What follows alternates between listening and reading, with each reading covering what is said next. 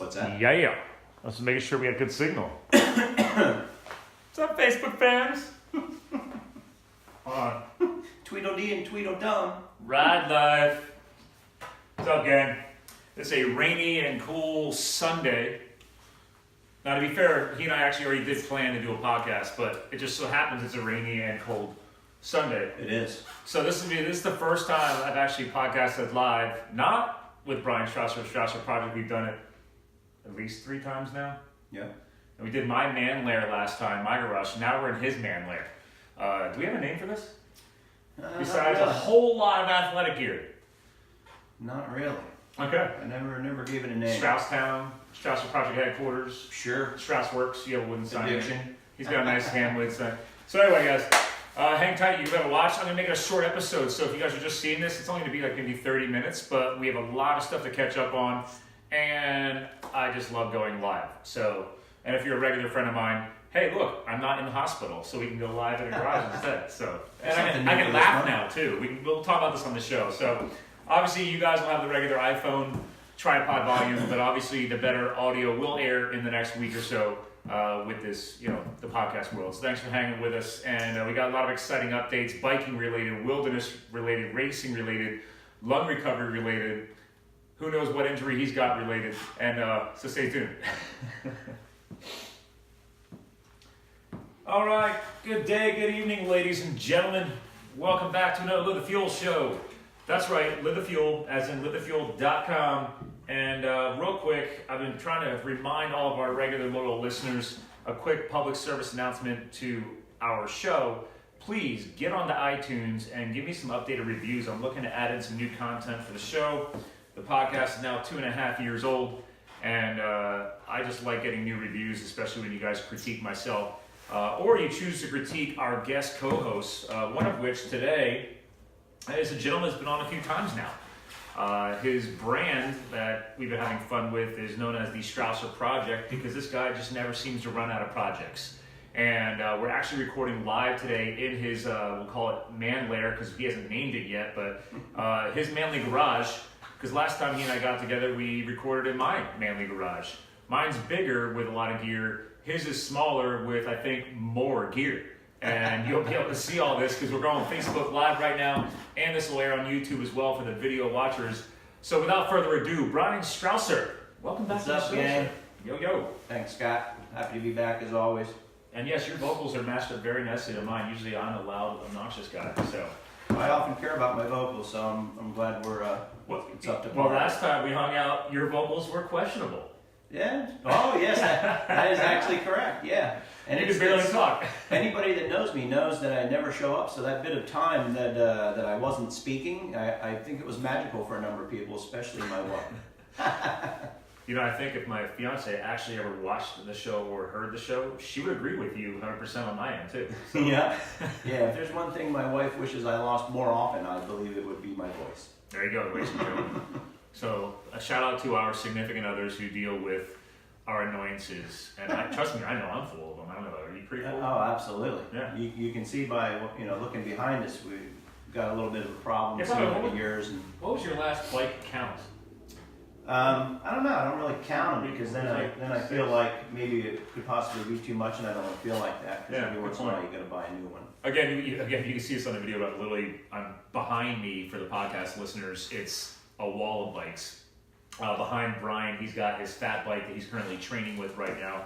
His workbench area, he's got a kayak hanging from the ceiling. He's got old skateboards. It's a true man lair. Or in this case, there's ladies I know that also have this level, so let's not hold that back. Well, absolutely. There's a lot of athletic folks out there. It's my wife's bike. She rides with me. Yeah. She loves to ride. Not quite to the addictive nature that I do, but she definitely has fun. She's more of a runner. And speaking of other bikes, we got one holding our coffee up here today. Oh, we do. What is this? It's a very large box. Cheers. Cheers on that. Yeah, so that box. Real quick since we are live, and I know I did tag our buddy John in the live feed, so he might be watching this right now. John, we got your box, man. I know you know we got the box. It will be built. For now, it's going to house our coffee. Yeah, right.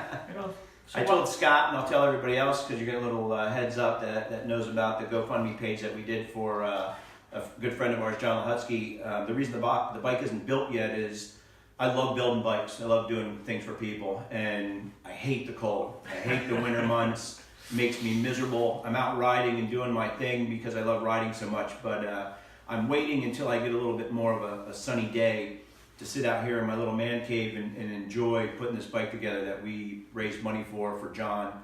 And I'm even, and now he'll know, but when I'm ready to do that, I'm probably going to see if he's available, get him to come down here and hang out with me and literally watch the whole thing come together, which would be a cool time to hang out with him as well. That's a good point. I think a lot of people who out there who aren't crazy bike nuts like you and I, a little behind the scenes, it does take a little while to build a bike. And in this case, this is a Handcycle, so it's a little bit different. So for the newer watchers or listeners of the show, shout out to John. John is a badass Penn State University Lehigh Valley campus student who's on the board of, I lost count of how many, we'll just call them giving back organizations. And when Brian caught me up on this gentleman, I was blown away, and that's when the whole GoFundMe thing came together. And John lives with cerebral palsy, and he's a true inspiration. So I'm excited once this bike does come together, but again, for the non-biking enthusiasts, it does take a little while to build a bike, so you actually want to enjoy the process. I get why you want to wait on this. Absolutely. I buy most of my bikes at Saucon Valley Bikes. I know Steve very, very well. And shout out, Steve. I've been a pro mechanic in a couple of different shops over the years working on bikes, so it's almost like, which is laughable to most, but I consider it almost like a rite of passage. And whenever I get my bike, I buy it, and it's the one contingency that I get to put it together, which in most cases is going to be a liability issue, but having been a pro mechanic for a number of years, it's just time for me to get to know my bike. And it sounds really corny, but that's literally how crazy people like us are. All right, let's be real. Let's give him some props on this, because I've been cycling a long time. I've been a road cyclist, mountain biker. I've done 100 plus mile road cycling events.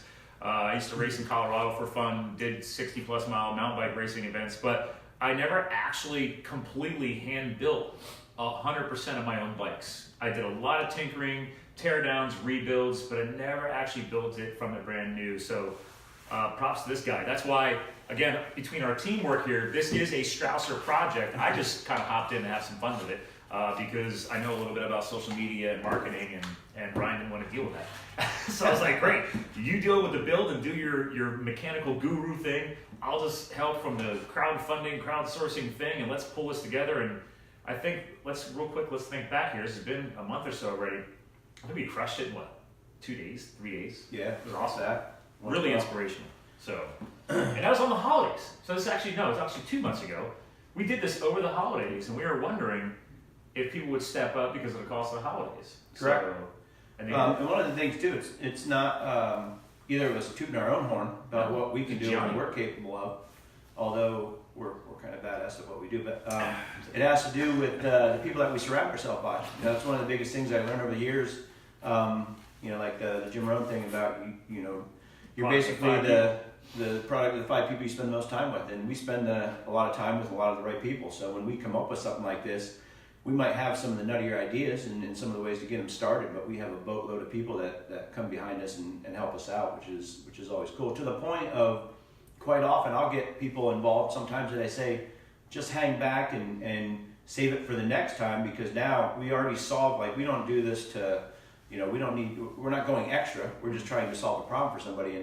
And I've had people that have taken it above and beyond where I said, you know what, hang back. It's just a matter of time. I'm going to come across somebody else, I'm going to meet somebody, I'm going to come across something that's going on that we can help somebody out, and now you're going to be the guy or girl that will kickstart that. Yeah, that's actually a great point, because a lot of people, they come in hot, they come in hard, they blow it out of the water like we did, thanks to the people who supported this initiative. I mean, Brian and I were just tools in the process, so I love that point. It's really the power of the people that help give back. But there's also that people, I always want to make sure we're doing campaign updates. So like when you went down to Philadelphia to get the box with Steve, we posted updates. Even though the campaign's done, we're still posting updates. We want people to know that it didn't just fall to the wayside, that these types of campaigns or these initiatives do take time. Like honestly, even if you did build the bike right now, it's winter time here in Northeast Pennsylvania. And granted, today it's raining and most of the snow has melted off, but by next week we could have snow again. And admittedly, John has never ridden a bike on his own, let alone a Handcycle. So we still need to build it. Then we got to test how John's going to adapt to it. There's going to be tinking. It's not going to be a turnkey overnight thing, right? Yep, and more importantly than me enjoying building it, that's really peanuts compared to the if we had sunny days, I would have had this thing done a long time ago. But the biggest point is for him to enjoy riding it. So Yep. I'm not going to take him out in 35 degrees to freeze his ass off and ride someplace and be miserable. That defeats the purpose of what we're doing. I want to show him how awesome it is to ride a bike and be out in the wilderness, this, that, whatever. Here's a little funny side note that a lot of people don't know on the trip, and I don't even think you know, Scott, but me and Steve almost wrecked my truck. I drive a full-size 4-door F-150, quite large pickup truck, and we were taking we're on our way down to Philly. We took the back way to get to the turnpike, which takes us to where we needed to go. I went down towards Quakertown. Yeah, through Coopersburg area and stuff, and a bunch of windy back roads. And I had told Steve maybe a couple miles into that area, I said, wow, it's really icy around here. There's not nearly this kind of ice or issues anywhere else in the valley that I'd been driving. So I'd already noticed it. We were in absolutely no hurry, had no other plans that we were really worried about, taking my good old time, and came around a bend, saw a long patch of ice. I think I even had enough time to comment to Steve that, like, holy cow, this is a bad one.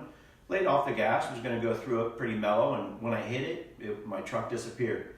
Literally, the ass end started coming around in my pickup. Steve's both arms went. One grabbed a console, the next one's at the window, and I got the infamous willies in my stomach. Now the ass end of my truck is heading across the road, and there's cars coming. Oh, for anyone that knows me, I'm a hardcore redneck from Stickville, so I've been doing crazy shit in my vehicle for years, and that's what we did for fun as kids. We used to have little race tracks and farm fields and stuff, so I know how to handle a vehicle.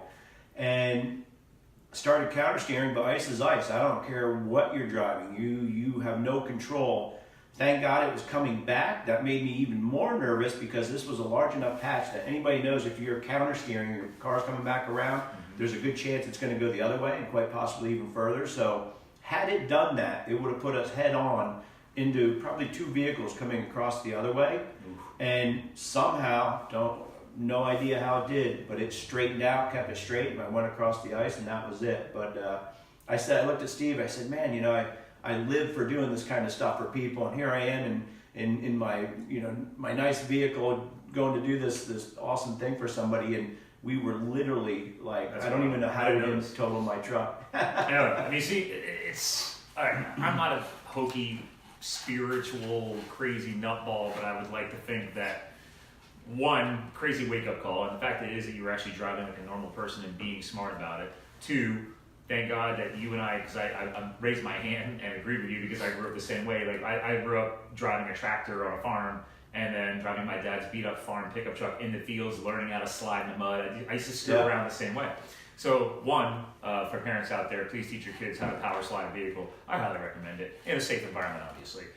Two, learn about the counter steer. But anyway, back to my point, the combination of the first 3 points was, I think, thank God you were on a mission, right, of doing something good. And obviously, I'm glad to hear this now that you and Steve made it out unscathed and you made it safely to Philadelphia. You were able to bring this bike back. That's pretty cool. I did it with my Adam's apple coming out my rear end, but we absolutely got it here. Well, speaking of Adam's apples coming out your rear ends, I had a recent adventure a few weeks ago. You and I haven't actually had a chance to catch up since, for those of you who do follow me on social media, obviously I was posting a lot recently from the hospital. So obviously I'm much more alert and expressive, and I can laugh and I can be more mobile now because I've been out for, I don't know, is it a month yet? And I decided to collapse a lung by accident. Didn't know I did it, So respect to St. Luke's University Health Network. I just want to give them a shout out on today's show because I rip on health and wellness and how our country has gone downhill in some areas, but when it comes to medical science and their ability with obviously fixing me, props. Nutritionally, that's a different discussion, different podcast. Pumping you up, pun intended. Yes, actually. Well, to be fair, they didn't actually pump me up. They jam a chest tube into your rib cavity to help pull the air out so your lung can naturally finish inflating because air does not belong in your chest cavity. Quick little fun lung lesson. And then obviously the holes didn't want to heal on their own, and then we had to do surgery. So good times. FYI, I need to tell you, I now am missing like at least a half inch of the top surface of my lung. They just literally just cut that off. Nice. So, Shaving good times. weight. Yeah, lighten up. So, and let's tie this together. So we got biking theme today. We got injury recovery today. And then most recently, because I tagged it in the post, I mentioned the words Wilderness 101. And this is not really my story. This is your story, my friend. So I'm just jumping in now because I decided to sign up for this race. Go ahead, Ryan. I got some funny tidbits to this too, because for anybody watching these things and listening to these podcasts, about the extent of time that me and Scott have in our schedules to get together and do much of anything together is you're pretty much looking and listening to it. We're both crazy busy, got a million different side hustles and things going on. So, we had talked a long time ago with the Strauser project stuff. Long story short, I had, in the year 2000, I weighed 328 pounds. I got the pictures to prove it. They're horrific to look at. Changed my life, yada, yada. Not going to go through the whole story again. There's some stuff in the podcast. We're going to link in the show notes. We'll link all the past episodes he's been on, so you guys can go back and listen to those episodes. It'll all be in the website. I deal with a lot of, I hate to say depression, but weird issues like that, mental things where, as outrageously happy I am, as much as I love my wife, my kids, my overall family and everything I do, there's a lot of weird things that go on in my head that even to this day, being a chronic reader and whatever, I still am yet to figure out 100%. But through that, and my weight being anybody looks at overweight people, think they have a weight problem, an eating problem, whatever. Quite often that's not the problem, that's the solution to their problems. My problems are not, I like to eat. It's not, it's not something I look forward to. I like to ride my bike. That's what I like. That's what I do. When I'm having a bad day and things are going wrong, that's when the mindless eating and things come up. But through my weight problem many years ago, trying to get myself together, I ended up starting to learn about weightlifting and fitness and health and nutrition. I knew nothing about it. At the time, I was following a guy by the name of Bill Phillips, who had a Muscle Media magazine. He has, now I'm having a brain fart, what book he had out, Body for Life. And there was a program that, until this day, I really like this guy. He went through some stuff as well, gained a bunch of weight. This is a ripped monster, and now in his 50s, he's back in great shape, helping people again. But I really educated myself through that. Skipped ahead, became a personal trainer. I studied for almost 2 years through ACE and National Academy of Sports Medicine. I spent almost 10 years helping people, reach goals. And through that, linking us back to what we're talking about today, I fell in love with, thanks to a friend who came to my apartment when I was still probably 290 pounds and asked if I wanted to go mountain biking that day. Didn't even know what it was. I knew what a mountain bike was, and I started, day one, I said, what do you mean mountain biking? She said, through the woods, there's these like skinny trails they're called, because I've always been an outdoors person. I grew up in the sticks and loved camping, hiking, all that stuff. And because I didn't want to go ride around on some paved path that didn't seem exciting to me. I was a skateboarder my whole life, always into that craziness. From asphalt to dirt. Up until my ACL blew apart in pieces, I skateboarded until I was well into my early 40s, and I'm about 45 now. And so, long story short, she turned me on to mountain biking, and that literally, I came home after the first day of riding, and it was a light bulb went off, and literally remember saying to myself, like, that's it. Between the knowledge that I was gaining already being in that place, that was the missing piece of the puzzle that was going to get me to the place that I was trying to go. And went from calling my parents after I think the first 4-mile ride that I did. Couldn't believe I did 4 miles on a bike in the woods. It was pretty amazing back then. And this is things that you got to keep in perspective. I've grown to be known as a great person to be around, like the beginners and the newcomers. I agree. Because I know... You set a great example that way. I know where I came from, and I know, what it's like to start out and have something positive right from the get-go. If somebody makes it negative to you, takes you out there and kills you in the woods and whatever, or discredits the fact that you're just beginning and they're a hardcore rider for many years, you're going to ruin the sport for them. And it's something that I love and take personally and would rather turn somebody onto rather than turn them off. Through just basic riding, I got into racing, went into some cross-country stuff, again, just for fun. I've never had that competitive spirit in me. Against other people, but I wanted to ride the places that my friends were riding. I wanted to hang out in the situations that they were getting to hang out in, these awesome festivals and stuff like that. And through the cross country, I turned into doing more of an endurance style events because I was driving a couple hours to race for 45 minutes and it didn't make sense to me because I was actually losing time on my bike back then when I rode a lot of time. Been there. And we all have that journey. So I've since done multiple Leesburg Baker's Dozen races. It's a 13-hour race in Leesburg, Virginia. And along came this event called the Wilderness 101. And when I first had started reading about this, I thought you had to be a special kind of idiot to even... And real quick, we're in 2019. What year is this? The first time I was interested in wilderness, literally a long, long time ago. When I was hardcore, it might have been as far as 10 years ago. What was the Leesburg Dozen, though? Leesburg Baker's Dozen. Yeah, Baker's Dozen. That was less than 10 years, probably 7 years ago. I don't remember exactly. Helps with the timeline. I like it. Yeah, and so I heard about this event. I thought there was just no way possible. Once I did the Leesburg Baker's Dozen 13-hour race, I at least thought it was possible. Still thought it was ridiculous, and I bid it off a number of years ago. And I forget the actual year. The first time that I went, I wasn't prepared for it, and again struggling with a number of different things, side hustles, weight issues, you name it. And I got to I think the second rest stop was about 43 miles into unbelievable, crazy climbing of Bald Eagle State Forest out near State College area. And I got pulled at the second rest stop, and I swore to myself on that drive home, although I was outrageously happy and excited about what I did, I felt there was no way in hell I was ever going to come back and attempt to ever do that again. So a couple years later, now having been friends with Scott and some shenanigans, this, that, whatever, I ended up deciding to bite it off. That was when my knee blew apart. I was probably in the best shape I'd been in a long, long time. And my knee blew apart, tore my ACL. Spent the past 2 years wondering if I was going to ride a bike at all again. Gained a bunch of weight, slumped into the proverbial Strauser hole, and things just fell apart. So biting that off again, I'm deciding, it's the one kind of event that I was looking to close out all my shenanigans that I've done. And, something that mentally just seemed impossible to me for so long. And now having known what it looks like and being a part of it, I think that, there is a chance. It's a small chance, but we're going to give it a go and see what we can do this year with it and hopefully seal the deal. For the listeners, I just walked over the tripod so I could wave at everybody watching. It's a thing, when you're on Facebook Live. Tap, tap, tap, waving. Hi.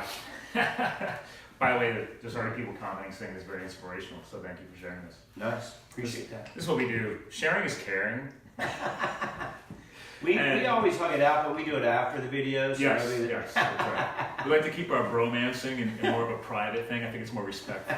But in all seriousness, this is, I think, why you and I have grown a friendship in the past couple of years. For those people who have listened to the earlier shows when Brian come on, dude, you've come from just us connecting over chainsaws and clearing mountain biking trails from storm damage that I basically reached out online for help with because the county couldn't handle it.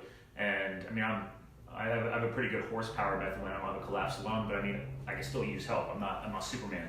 And then that's how Brian got connected. And then through health and fitness, weight loss goals, everything. He and I aligned pretty well. And then obviously coming on the podcast, dude, over the past episodes, you admitting your past struggles with, how depression comes into it, the psychology component. Boom, you and I doing that first live podcast out of a Starbucks, connecting with Dr. Megan Cannon, right, the sports psychologist who comes on the show regularly. She and I are going to be recording the next week or two. Then fast forward all the way to today. Bringing you to Thanksgiving, up to my event in New York with Sister Mary Lanning, and then you connect me with the other John in Staten Island. Now this John with this New Hampshire. This is why I love sharing content like this, guys, is that you don't know who you're going to impact. And that's why when I use the term sharing is caring, and yes, I'm very active on social media, some people don't get that. But you and I understand that. It's like, I'm probably more of a sharer than you sometimes, but yeah, I don't know if it's really a competition. One of my biggest struggles, I guess, for me is I guess being motivated to do for me what I do for everybody else. Like that. That's one of the weird things that I deal with and the struggles that I have is I'm so motivated to help other people, but I suck at helping myself. I seem to put so much out for everyone else that I, again, am lacking it for myself. Cool little story that just happened the other day, and you'll like this because we got the same brain with this stuff. I just rode yesterday on my fat bike, which is behind me. My fat bike I bought this winter to motivate myself to be riding in the shitty weather because, again, I can't stress enough how much I hate the cold. And through my writing, my talking, this, that, whatever, I work. I'm a carpenter. Work for a place over in Emmaus, and one of the gentlemen that I work with, his name's Eric. I won't give him his last name just because I don't know if he wants to be involved with this. He's a little bit shyer than I am, but everybody starts I met him, heard that he was a rider. He's dealing with a weight problem. He's got some issues at home. I'm like, man, this guy's a lot like me. So, I start giving him the Scott Mulvaney, and I'm like poking and prodding from time to time. And, is that a thing now? Yeah, the Scott Mulvaney.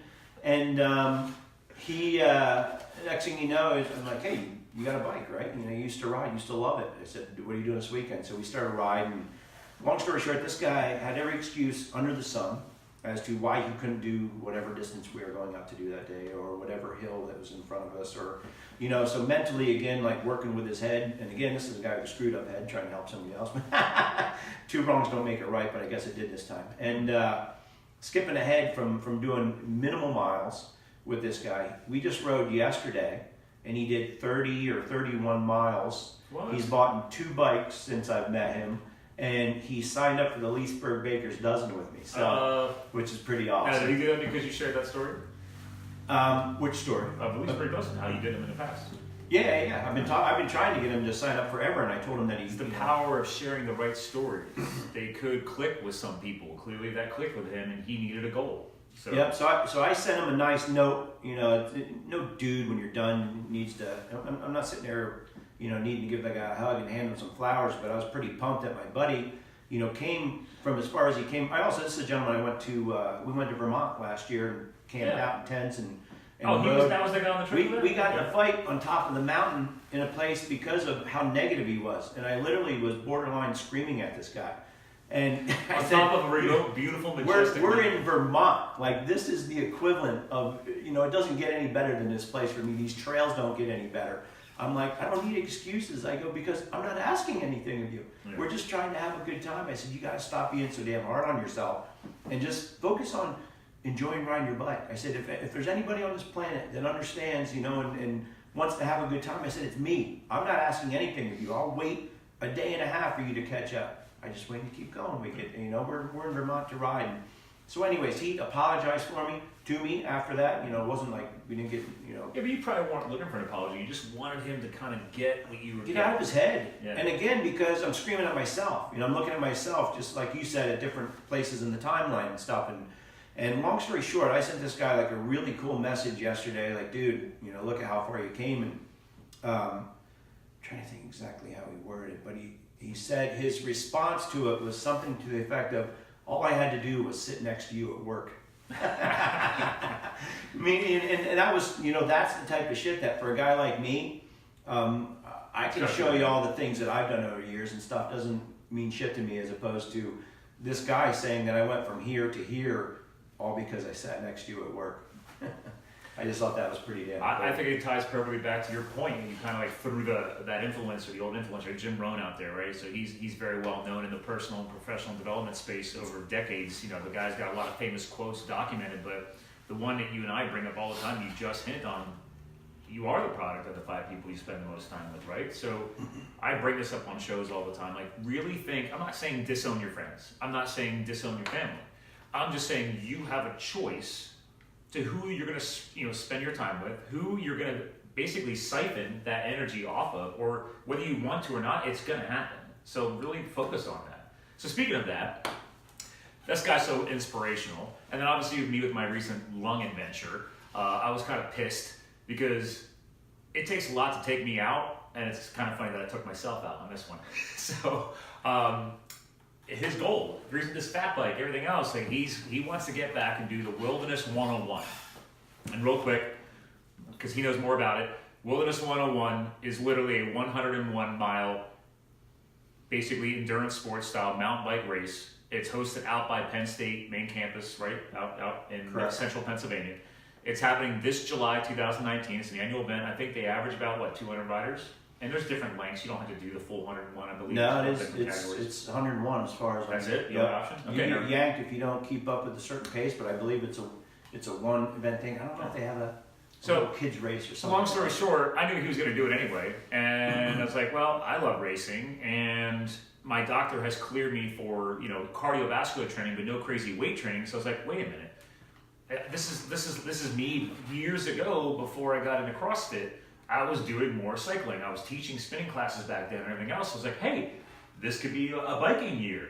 So I use that as an excuse to buy a ticket. I want to make sure that some people understand this on this video and on this podcast. I have not bought this ticket so I could beat Brian in the Wilderness 101 race. I bought this ticket because I wanted him to know that somebody else that we've connected with is going to be there. Whether or not he or I finish, which we're both very competitive people, so I'm really not that worried about it. There might be people out there wondering if he could finish or I could finish. Trust me, the training will go down and the fitness level will be there. And like I hinted at him on social media, there's people commenting on whether or not he could do it or not. And I think a lot of people need to understand that even if you, let's say worst case scenario, you don't finish a race. I've been in a lot of races, you've been in a lot of races. You still walk away, ride away, God forbid, roll away if you're injured, with so much learned from that experience. I tell people that all the time, like, oh, you might not be able to finish. So what? At least I stepped up, I bought the ticket, I committed. Now it gives me an excuse to train, and I'm going to go for it, right? Because that's part of your backstory. You didn't get to finish the Wilderness 101 when you did it the first time. Absolutely, and one of the hugest hurdles that I'm already over going into this a second time, which you've never been there, is I know exactly where I'm staying. I know exactly how it starts. I know exactly the first hill and everyone thereafter for the next 40 some miles, and I have a much better understanding as to the type of training that needs to be involved, and that the unknown, it was one of the scariest things to me in most any event. But going into the wilderness, just having read and watched videos and everything else, that was probably the scariest thing for me, was having no idea how much it was really going to be, and I would go so far as to call it horrific. Like it is my kind of race. It is. So my big thing is I'm a very technical rider, and I excel in technical areas. I'm a little scared with that now because of my knee issue and stuff, and there's a lot of stuff still going on with my knee. But a lot of this is gravel climbs and more of a simple, fast downhill. So if you climb for half an hour, 45 minutes, you can get down that in about 2, and you're back into climbing. This is legitimate mountain type terrain. But that kind of helps me. As I got close to that 40, I don't know if it was between 30 and 35 miles, but we started to get into the single track. Now everybody and their mom pulled away from me because I was unprepared, and I've always been a bigger guy. I don't care if I lose 50 pounds, I'm still going to be one of the bigger guys in there. And there's actually mountain bike race categories called the Clydesdale division for naturally you're just big, built, strong, or a heavier framed person. Like you got me beat by weight, dude. I might be 6'4", but I'm just a really lean person. I call myself a craft beer enthusiast. that's another way of putting it. We'll get into something. We'll get into that later. That's another story. I'm the fatty coffee with a side of scotch enthusiast. So, but. These, if I knew this was going to be easier, I knew that it would defeat the purpose of what this event is to me. Because I fell in love with pushing myself, and I think it's something that everybody should do on some level to really understand what it means to kind of be happy, and live a good life. Like so many people just live in their But find those new limits. That's where when you started telling me all this stuff, that's what popped in my head. Right? It's like, not just living that full life, but it's like, oh, there's a new limit, but then you break through that limit. So it wasn't actually a limit. It was a temporary barrier. That's what I love about this stuff that we and I are talking about. It's all a mind thing, and then boom, you break through. Well, now what can I do next, right? Yeah, funny story was I was scared to death. I didn't want to go on group rides when I first started riding, because I'm like, how are these people going to ride? I don't know how they're going to ride. Yeah, now, at that point, I was hardcore obsessed to the point of I actually raced Clydesdale, I think, once in my life ever, and I've always been in that category. But the first race was at Bear Creek. It was the first race I ever did, and I came home, and my wife at the time said, "What's that?" I said, "It's an award for." She goes, "Oh, for what?" I said, "First place." She goes, "What?" I won my first race that I had ever done. I was scared to death of going there. Now, I was in the Clydesdale category, but still, there's plenty of big dudes in there. Oh, yeah. Steve LeBrake being one of them, which is funny that and when he we're talking about the bikes, yeah. and he was one of the ones that I rode with a lot. And And it was just at that time that I was, extremely obsessive with my riding. That's all I did. And I ended up going out and like, wow, I'm actually pretty decent at this. But being the big guy, you're always going to meet the skinny bastards like Scott that, can certainly get up those hills a lot quicker. But then I catch up in a lot of the technical stuff. And bottom line is I just enjoy doing it. Yeah. If you don't, you're never going to survive something like this. That was the biggest thing that I wanted to have come through on this, because we're doing a shorter segment show today. And this is where we want to keep it around, because we're going to be following up more. There's going to be a lot of stuff that I want to keep sharing about Brian's transformation this year, because he has come very far, whether he needs to be reminded of that or not. This is the cool stuff that I love being able to bring forth on the podcast show, especially with somebody who's local to me, is that, he is an ambassador to Live the Fuel now. We didn't even have an ambassador. It was really his idea, and I'm like, I love it. But I'm thinking tattoos, but that's something else. I don't count it out. Like, my fiance's not a fan. I got more than she's ever seen on a guy, and I don't have that many, but I just have very large ones. So, but that's the point of this, guys, is that if you take nothing else out of the show today, obviously John's backstory, that this bike here is going to be benefiting. There'll be more updates coming from that. Whether you don't have any goals to ever do a 101-mile mountain bike race, I to date have never done 101 miles on a mountain bike. I've done 150-mile road cycling events. I've done 60 to 65-mile endurance mountain biking races when I was in Colorado. I've never done this, so I'm excited because it's a new threshold. He and I have both run marathons. I've done 200-mile relay. I mean, we've all done a lot of crazy cool stuff. So it's like, hey, dude, new goals, new thresholds, new air quotes limits to be broken through, and that's what I wanted to get out of this show, because I knew you and I would eventually get to that point. If you had some final words, obviously, for our listeners and watchers today, like, how would you like to close the show out? Two things. One, just as a heads up for future info coming up, is I'm going to meet with Selene Yeager, Bicycling Magazine Fit Chick. Great way to close. Selene's one of those chicks that I've known for many, many years, as long as I've been in the Lehigh Valley. And if anybody knows me and my daughter, how close I am with her, she's been in bike shop since, I think I had her in, she was a week old the first time she was in a bike shop when I took her to South Mountain Cycle at the time. Dude, you hiked by me when I was cutting a tree, and she was in like a backpack system.